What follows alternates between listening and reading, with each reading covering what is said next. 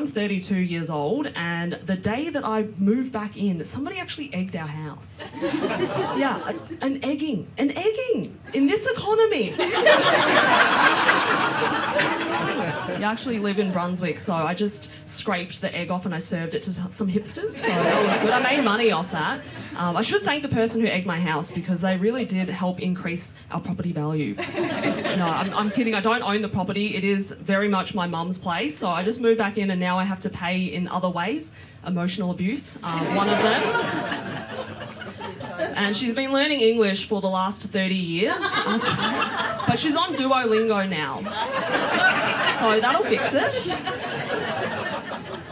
The other day she used a very big word on me. She used the word fortnightly. And I was like, amazing. Did you learn that from Duolingo?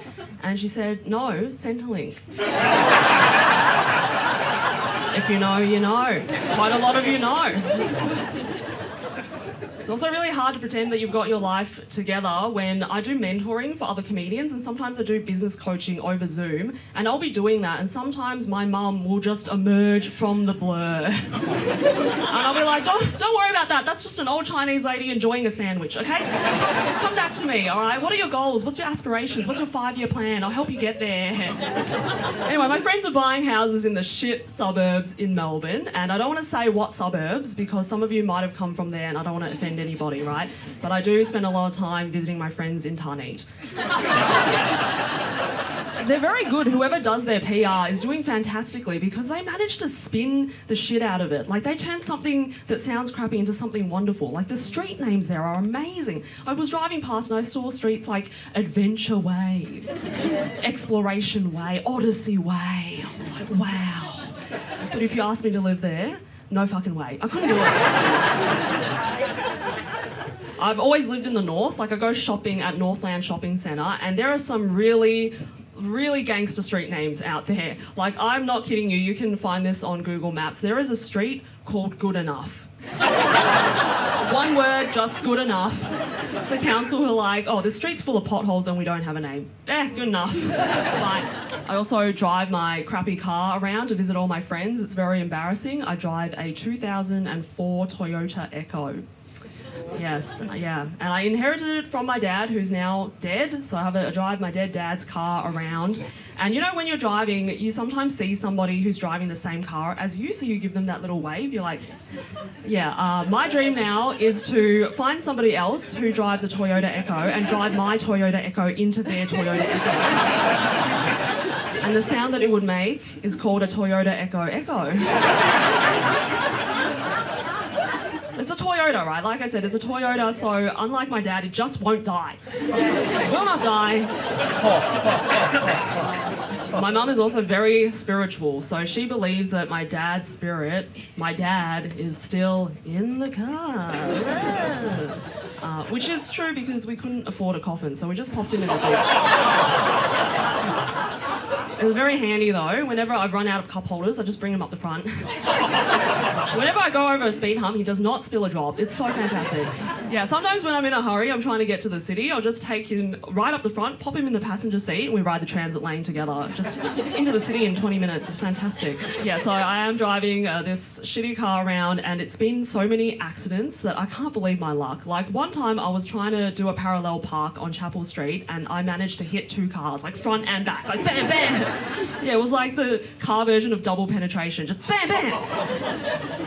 And it got written off by insurance. They gave me a new front and back bumper, and it turned out like a new car. I'm like, God damn it. 2 weeks after that, somebody stole my license plates. Yes, yeah, they stole my license plates. Like, for fuck's sake, steal the car. Why would you give me more admin to do? I had to go to Vic Roads and get new license plates, and they gave me ones that's so hard to remember because there's too many cars now on the road. I got one, listen to this, 1SX8NJ. Like, what the hell am I supposed to do? I could not remember it, so I had to enlist my younger sister. She is very good at remembering stuff. She has a mnemonic for everything. So I took her to the garage and I said, hey, come check this out, help me out. I showed her the new number plate, and I remember it now, 1SX8NJ, because she took one look and she said, 1 sex, 8 nut jobs. You're welcome.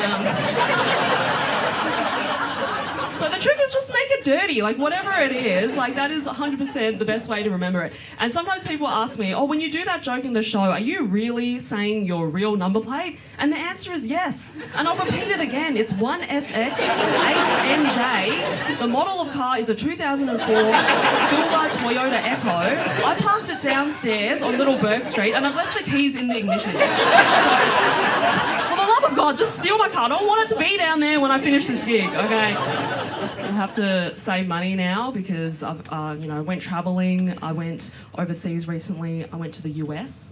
Ooh, I know. I bring you tales from across the seas. Whoa.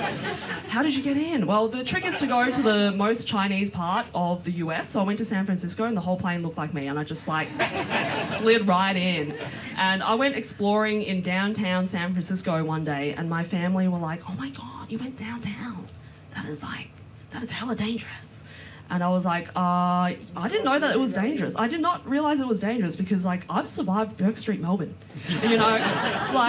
One time there was a homeless guy. He gave mouth to mouth to a woman who was diabetic and fainted, hit her head. After 2 seconds, he was there giving her, mouth to mouth. And after 2 puffs, he said, forget about it, she's dead. And ran off. If you think your city is rough, in Melbourne, our homeless people are so evolved that they're now medically qualified to declare time of death.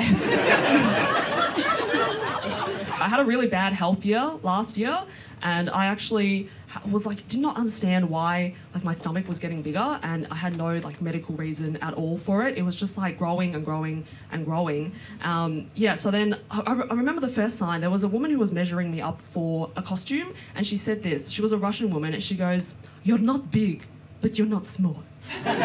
Isn't that just the meanest way to tell somebody they're a medium? Why'd you have to say it like that?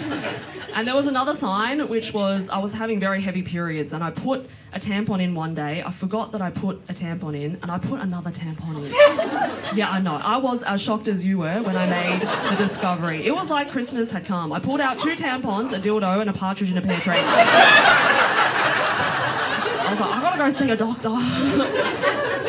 Some of my friends tried to give me advice. They were like, Annie, you just need a period tracker. You just need a period tracker. That way you'll know when you're getting your period.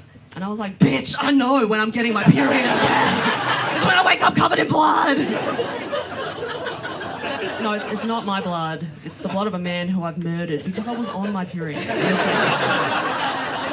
Also, I wrote this joke in the midst of it, and I still didn't think there was anything wrong with me. I'm like, this is fine. This is good comedy. It turns out there was a fibroid inside of me that was the size of an orange, a 10 centimeter tumor that was growing. I had this diagnosis, and I was like, oh, that makes so much sense. That's why I was bloated. My stomach kept growing. And he goes, actually, the fibroid is sitting quite high up in your uterus. It's kind of near your sternum. What you see there, that's just fat.